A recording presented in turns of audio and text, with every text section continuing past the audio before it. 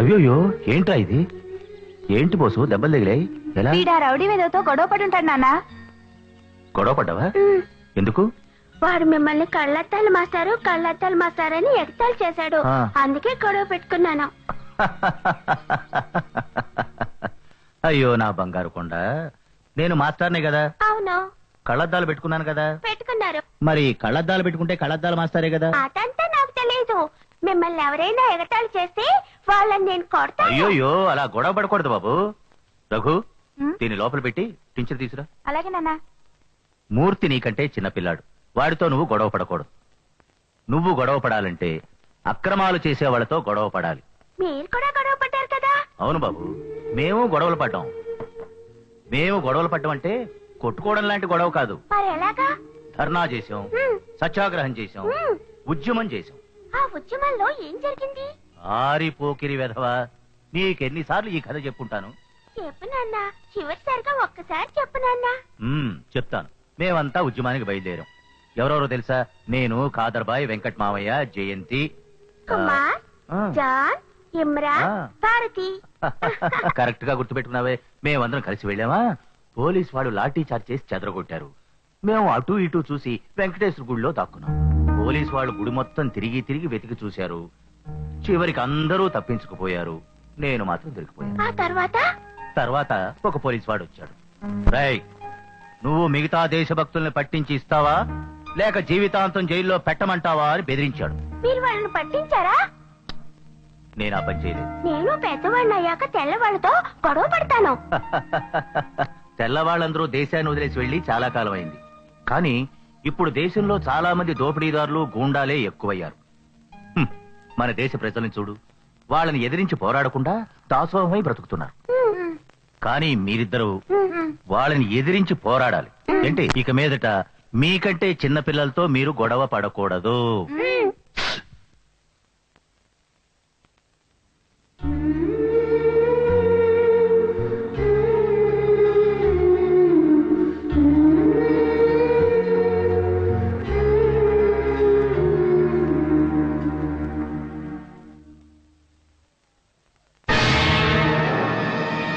ఎవరా ఇద్దరు మనుషులు? అది గురు, ఒకడు ఆ హోటల్ కుర్రాడు, ఇంకొకడు ఆ సోషల్ వర్కర్ లేడు విక్రమ్. వాళ్ళని లేపే. లేదు గురు, మేము కొట్టిన దెబ్బలకి జీవితంలో మన దారికి అడ్డురాడు. కేవలం 1000 రూపాయలు మ్యాటర్ అన్నా.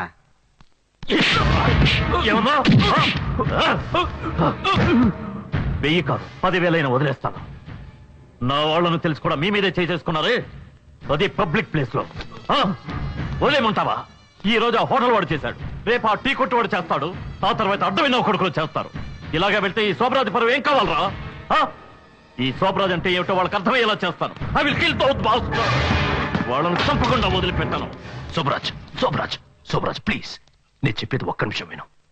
మనం ఇంతకాలం ఎందుకు కష్టపడ్డాం? ఇక్కడ మంచి కాలనీ కట్టడం కోసమేగా. దానికి తగ్గ అవకాశం ఇప్పుడు దొరికింది. ఏమంటున్నావు? రా, ఇలా చూడు. మినిస్టర్తో నేను ఇంతకు ముందే అన్ని మాట్లాడాను. ఆయన మనం ఇచ్చే డబ్బు తీసుకొని ఈ కాంట్రాక్ట్ మనకే ఇస్తానని ఒప్పుకున్నాడు. లుక్, ఇదేగా మన ప్లాను.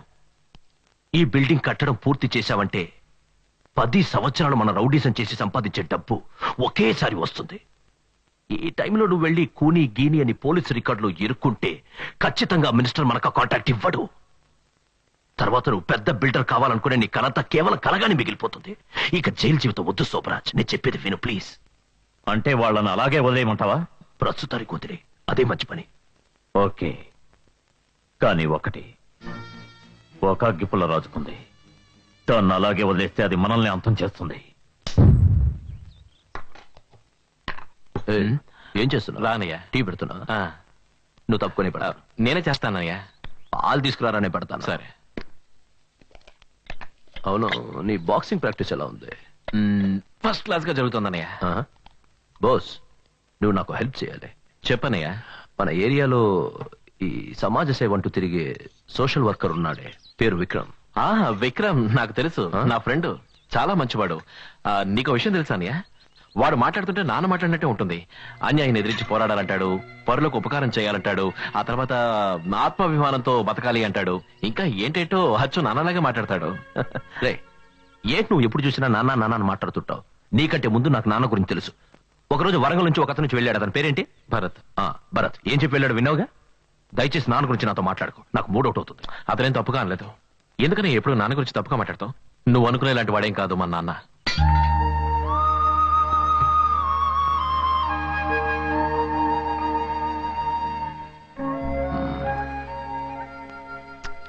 కోపడుకో. బోస్, మన శోభరాజు లేడు, అతనికి వ్యతిరేకంగా ఈ ఏరియాలో గవర్నమెంట్ స్కూల్లో మీటింగ్ పెడుతున్నారు. అదేమిటో నువ్వు వెళ్ళి చూసి చెప్పు. నాకు ఈ గుడచర ఉద్యోగం అక్కర్లేదు. ఏయ్, నువ్వు నా కోసం చేస్తున్న పర్సనల్ హెల్ప్ అనుకోరా ఏంటి?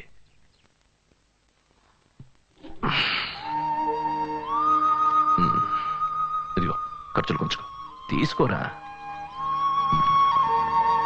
ఒకడు అన్యాయం చేస్తున్నాడు, వాడంతా చూద్దాం రండి అంటే కేవలం 7-8 మంది వచ్చారు. ఏంట్రా ఇది? పెన్షన్ కేసులన్నీ ఓ చోట సెటిల్ అయ్యి ఏదో చెట్టు కింద పంచాయతీలో ఉంది. డెవలప్ అయ్యారా వీళ్ళు? ఇంతకుముందు రావి చెట్టు కింద కూర్చునే వాళ్ళు ఇప్పుడు స్కూల్లోనే సెటప్ అయ్యారు. కరెక్ట్. చూడండి, ఏదో మాట్లాడతారు కదా అని వచ్చినాం.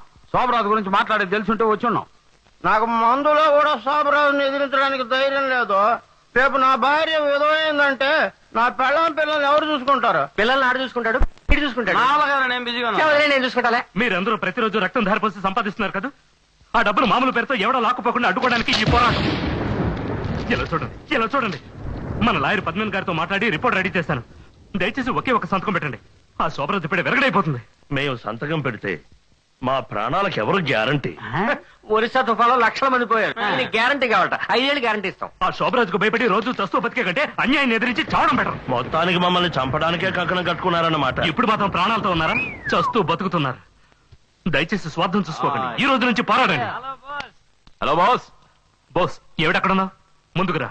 పర్వాలేదు, ఇక్కడే ఉంటాను. ఇతను ఎందుకు ఇక్కడికి వచ్చాడు? ఏ బోస్ కూడా ఈ ఏరియావాడేగా? వీళ్ళన్నా రఘు ఉన్నాడే, శోభరాజుకి చెంచాగాడు. ఓయ్, మా అన్నయ్య గురించి ఏమన్నా అన్నావంటే పొడి చేస్తాను. అబ్బులు, బోస్కు వాళ్ళ అన్న మీద ఎంత ప్రేమ ఉందో చూసావా? ప్రేమ గురించి నువ్వు మాట్లాడకరా. 5 రూపాయలు ఇవ్వలేదని మీ అన్నయ్య చెవి కొరుకున్నాడు. నువ్వు ఫీల్ అవ్వకు. ఇంకా ఏంటి ఆలోచిస్తున్నారు? ఇందులో ఒక్క సంతకం పెట్టండి. సంతకం పెట్టారంటే ఆ శోభరాజు అంతా చూడొచ్చు. ప్లీజ్ ఒక్క సంతకం దయచేసి ఎవరైనా పెట్టండి. నేను పెడతాను సార్. గుడ్. ఇదిగో ఇందులో సంతకం పెట్టండి. అవినాష్, నీకేమైనా పిచ్చి పట్టిందా? కూర్చోరా. వదులు, నాకు తెలిసే పెడుతున్నాను. అనవసరం విషయాలని మనకు వద్దురా. అన్నయ్య, ఏంటి అనవసరం? ఆయనకి మాత్రం అవసరం, మన కోసంగా చెప్తున్నారు, అర్థం చేసి. నేనున్నాను, భయపడకు. వాడుంటాడు, సంతకం పెడితే వీడుంటాడని. ఒరే, నా మాట వినరా బాబు, మనం లేని వాళ్ళం, తలంచుకునే బతకాలి. లేని వాళ్ళైతే పిరికి వాళ్ళగా బతకాలా? పెద్ద కవిత చెప్తున్నారా? హలో,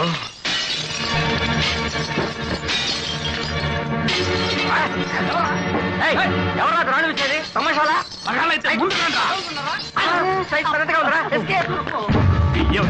ఏమండి వెళ్ళకండి ప్లీజ్, నేను చెప్పేది ఏమండి. అమ్మో, పట్టుకుంటే బీర్ తాగి పట్టుకోవచ్చు. ఏమండి నా మాట వినండి, వెళ్ళిపోకండి ప్లీజ్, నా మాట వినండి. అన్నయ్య ప్లీజ్, ఆయన మాత్రం వదిలేసి మనం వెళ్దాం. ఏమండి అటు ఇటెళ్దాం.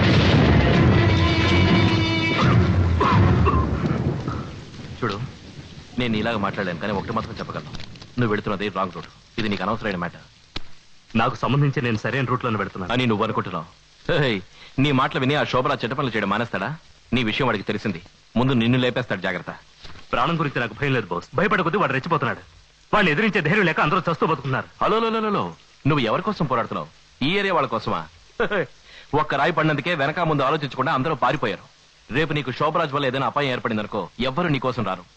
చెప్తున్నా. నన్ను కాపాడుకోవడం నాకు ముఖ్యం కాదు, అన్యాయాన్ని అక్రమాన్ని ఎదిరించాలి అంతే. నువ్వేంటో నాకు తెలియదు.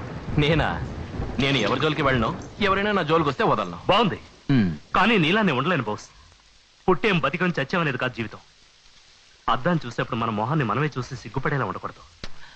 ఇదే బస్సు నీతో వచ్చిన గొడవ. ఏదో ఒక నీతి బదులు చెప్తావు, అది 2 రోజుల వరకు నా బుర్రలో తిరుగుతూనే ఉంటుంది. నువ్వు మంచివాడివి, నీ మంచి కోసమే చెప్తున్నాను. ఎందుకీ గొడవలో తలదూరుస్తున్నావు? ఆ శోభరాజ్ పరమ దుర్మార్గుడు. వస్తాను. హే, నీకు ఓ విషయం చెప్పడం మర్చిపోయాను. నువ్వు మా నాన్నగారిలాగే మాట్లాడుతున్నావు. బాయ్.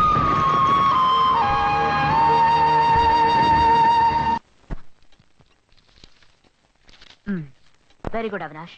ఇక మీదట పిలిచినప్పుడల్లా కోర్టుకు వచ్చి సాక్ష్యం చెప్పాలి. అవినాష్, ధైర్యంగా ఉండు. మేడం నీ కోసం పోలీస్ ప్రొటెక్షన్ ఏర్పాటు చేశారు. ఎప్పుడూ నీ కూడా 2 కానిస్టేబుల్స్ ఉంటారు. నువ్వు దేనికి భయపడకు. ఓకే. నీకు కూడా నాకెందుకు మేడం? చాలా అవసరం. వాళ్ళెంత దుర్మార్గులో నీకు తెలిసిందేగా. రావడదా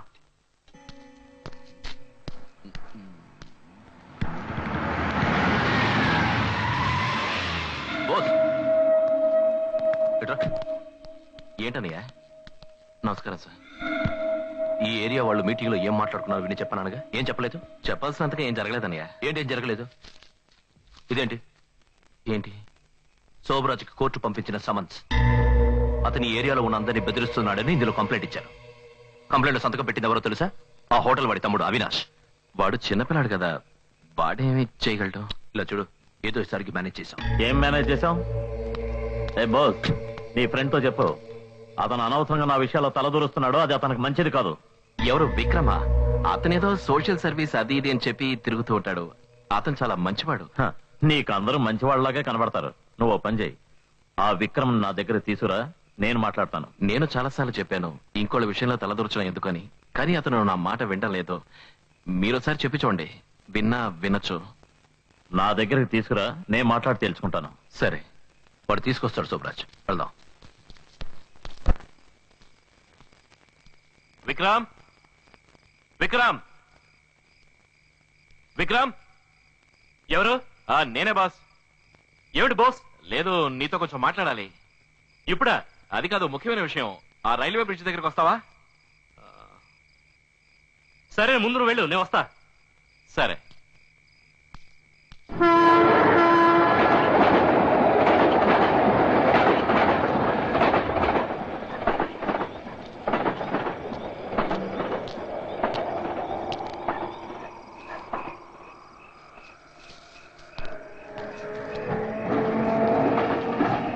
బాస్,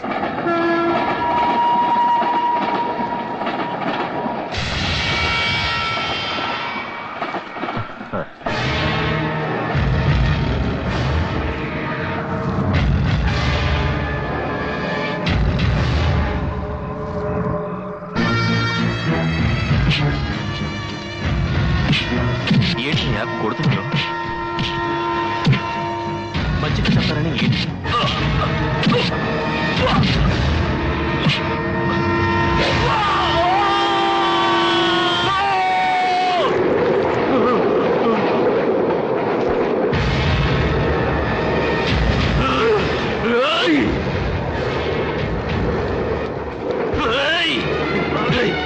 మంచిగా మాట్లాడతానని చెప్పి అన్యాయంగా వాడిని చెప్పేసావు కదరా? చెప్పేది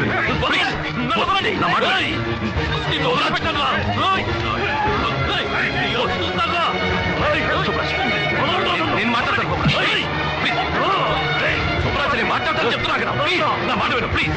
కంట్రోల్ చేస్తాను. సుబ్రాజ్, సుబ్రాజ్, సుబ్రాజ్, సుబ్రాజ్, నేను కంట్రోల్ చేస్తాను, వెళ్ళు. నా మీదే చేయొద్దుతావా? రఘు, నీ తమ్ముడికి చెప్పు, వాడిని లేపినట్టే వీడిని లేపేస్తాను. సరే, నువ్వు వెళ్ళు.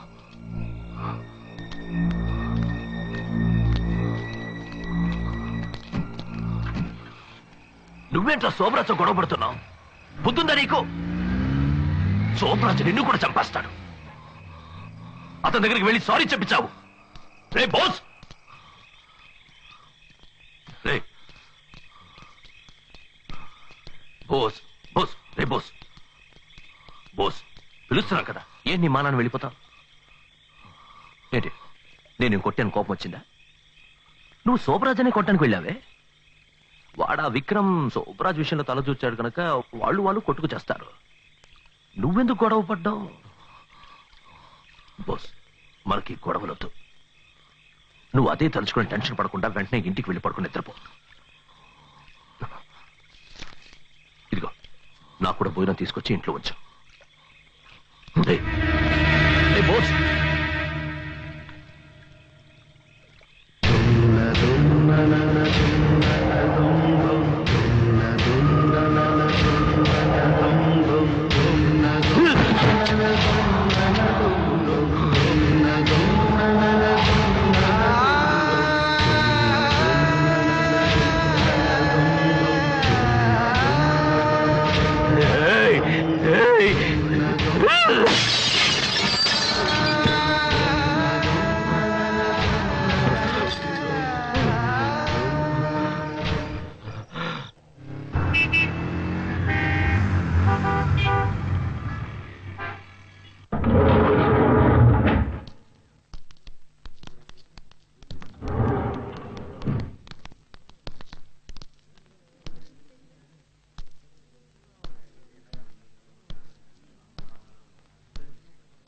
ఏంటి ఇంతమంది జనం ఉన్నారు? దివ్య మేడం వాళ్ళ అన్నయ్య చనిపోయారు సార్.